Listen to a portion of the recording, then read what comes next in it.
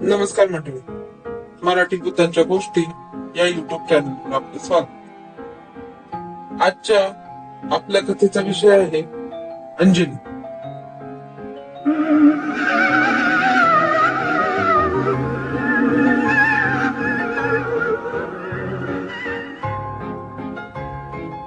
ती मध्यरात्रीची वेळ होती. मी गाढ झोपलो आणि दरवाजावर अचानक ठोक ठोक ऐकू आलं. मी परत झोपलो, झोपेतच होतो आणि दरवाजावर ठकठक ऐकू आलं. आता मात्र उठून बसलो. सगळीकडे निराळू शांतता होती आणि त्या शांततेला ती ठकठक भंग करत होती. कोण असेल बाहेर? शेजारीच माझी पत्नी तनु गाढ झोपली होती. आता तर बाहेर भटक्या कुत्र्यांचे बेसूर रडणे माझ्या काळजाचा ठाव घेऊ लागला. दारावरची ठकठक आठवू लागली.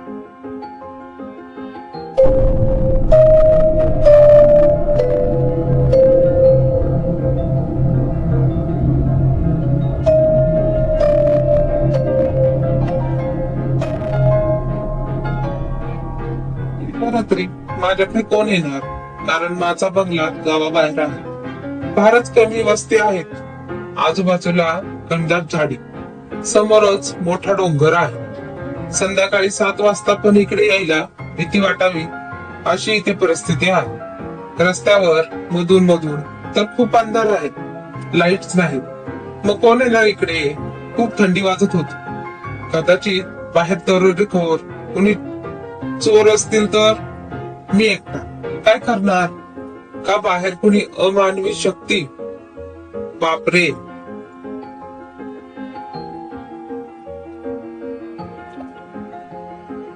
दारावरची ठकठक वाढतच राहील. मी हळूच उठलो. सर्वत्र अंधाराचे साम्राज्य होते. बाहेर सुसाट्याचा वाऱ्याचा आवाज माझ्या भीतीत भर घालत होता. मी हळूहळू चालत राहिलो. दरवाजापाशी आलो. दरवाजा उघडायची हिंमतच होईल. मी काळोखातच उभा राहिलो. बाहेरच्या व्यक्तीला मी जागा झालो हे मला कळू द्यायचे नव्हते. थंडी असूनही भीतीने मला घाम फुटला. मी घामाघूम झालो. बाहेर बांगड्यांची किनकिन आणि पैंजणांची छुमछुम ऐकू आली.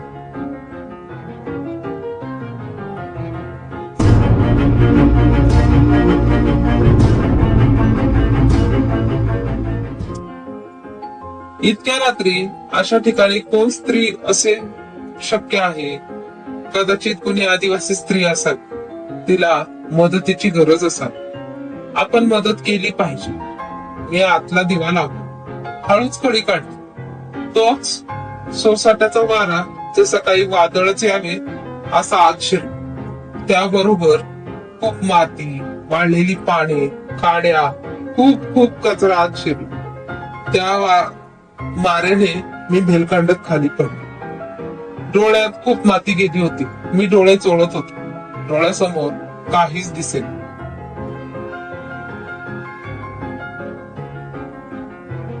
मी डोळे चोळतच कसा बसा सर्व शक्ती एकवटून दरवाजा बंद केला. चाच पडत कसा बसा बेसिन पाशी केली. डोळे धुतले. आरशात पाहिले तर डोळे खूप लाल झाले होते.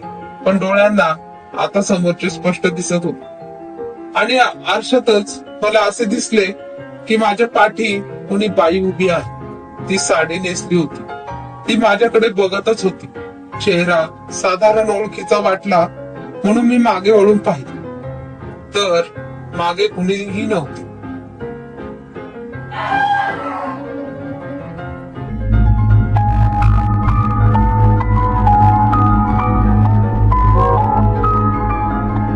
मी सगळ्या खोलीतील लाईट लावून पाहिली. कुणीही नव्हते. माझी बायको तर कधीच साडी नेसत नाही. मग घरात कोण आले होते? मी तनूला उठवले. पण तिचा चिडखोर कटकट्या स्वभाव मी एकटाच बसून राहिलो. तर बेडरूम मधून मला किचन मध्ये कुणीतरी दिसले.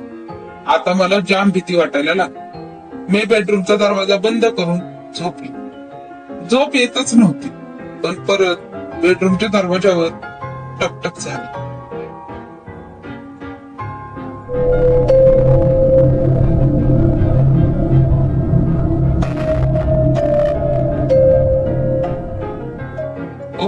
याचा अर्थ घरात कुणीतरी आहे आणि ते अमानवी आहे हे निश्चित.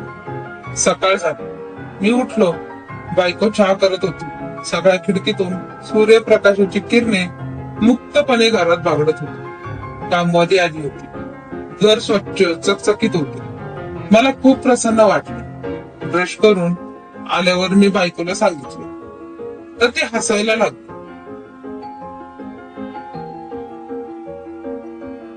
अगं सुगंधा, सकाळी घरात खूप कचरा पाणी धूळ होती का? सुगंध: नाही बाई, का हो? तुझ्या साहेबांना सांग. पण त्या दिवसापासून माझे हात पाय खूप दुखायचे. अगदी हाडही दुखायची. ताप यायचा. रोज तरी किती पेन किलर घेणार ना.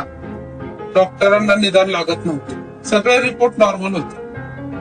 घरात अमानवी शक्ती वास करत असेल तर हाडे दुखतात, ताप येतो. हल्ली मी झोपेतही भयानक किंचाळत होतो. बायको चिडचिड करत होती.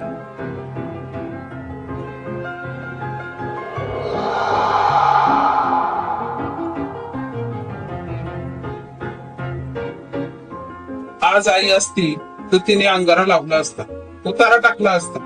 आई ती शेवटी आईच. दुपारी आईची खूप आठवण आली. माझे डोळे पाणवले. खूप रात्र झाली होती आणि माझ्या बेडरूमच्या खोलीत पाठमोरी ती साडी नेसलेली उभी होती. मी घाबरून डोक्यावरून पांघरून घेतली तर पायापासून कोणीतरी माझी पांघरून खेचू लागले. मी जाम घाबरलो. घामाने निथळत होतो.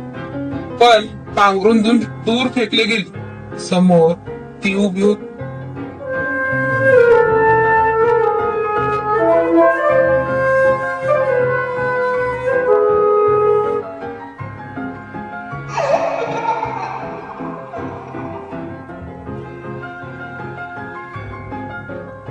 ओळखीची? हो, आमच्या ओळखीची शेजारी, गावाकडे राहणारी अंजली. अरे, ही तर जिवंत आहे. मी उठून बसलो. ती खूप भयानक दिसत होती. फक्त चेहऱ्यावर प्रकाश होता. डोळे लाल भडक, चेहरा सुजलेला, खूप फुगलेली, जाडजूड. मी जिवंत नाही. मी जीव दिलाय तुझ्यासाठी. आता मला सांग, अरे आज त्या माऊलीची आठवण झाली का तुला? ते विधवा बाईने तुला लहानाचा मोठा केला, शिकवले. आज तिच्यामुळे तू इथपर्यंत आलास.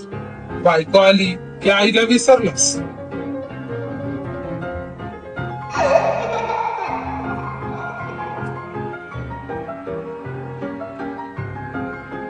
अरे, तू पाठवलेले सगळे पैसे तिने लोखंडी ट्रंकेत ठेवले. तिला पैसा नको होता, मुलगा हवा होता. मेली बिचारी. मी तिची खूप काळजी घेतली कारण मी तुझ्यावर प्रेम करत होते. तुला नवरा मानत होते.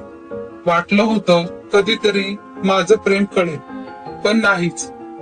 या तनूच्या प्रेमात होतास ना. हिच्याशी लग्न केलेस. तिने तुला काय दिले? मूल देऊ शकली नाही. तुमच्या पटातही नाही. तू सुखी आहेस का? बोल. माझे डोळे पाण्याने वाहत होते.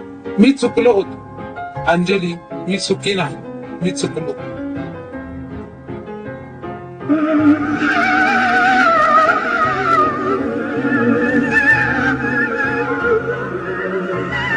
म्हणूनच मी तुला घ्यायला आलो. मला तुझे हार पाहवत नाही. उठ, चल. सकाळची वेळ. नवरा अजूनही का उठत नाही म्हणून तनू बेडरूम मध्ये गेली तर तो उठेना. तिने डॉक्टरांना बोलवले पण तो तिला सोडून कायमचा निघून गेला होता. कामवाली बोलत होती, बाई, तुमच्या घरात त्या दिवशी खूप कचरा आला होता.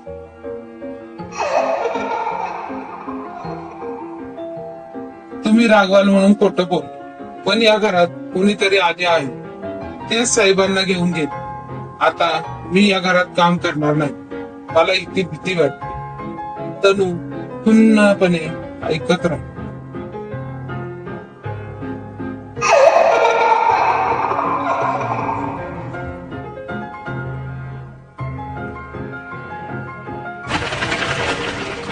धन्यवाद.